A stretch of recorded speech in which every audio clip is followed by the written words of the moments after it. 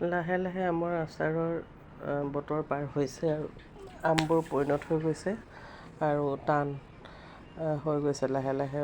মই এইকেইটা আম আনিছিলোঁ বজাৰৰ পৰা, এনেই কিবা কিবি ভাবিছিলোঁ কেঁচাকৈও চাটনি খাম এনেকৈ, আৰু এতিয়া কি কৰিম, দেখিছোঁ বেয়া হৈ যাব।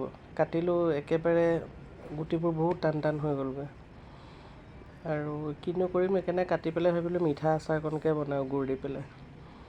আচলতে সময়বিলাক পাৰ কৰিবলৈ কিবা নহয় কিবা এটা উপায় উলিয়াই লওঁ। এই আমকণকৈ আচাৰ কৰোঁতে তাতে অকণমান ব্যস্ততা হৈ গ'ল। ধৰি লওক কিবা কিবি কামটো অন্য ঘৰুৱা কামবোৰ কৰিয়ে থকা যায়, কিন্তু অকণমান ব্যস্ততাপূৰ্ণ কাম এটা উলিয়াই ল'লে কি হয়, কিছুমান চিন্তা ভাৱনাৰ পৰা দূৰ হৈ থাকিব পাৰি।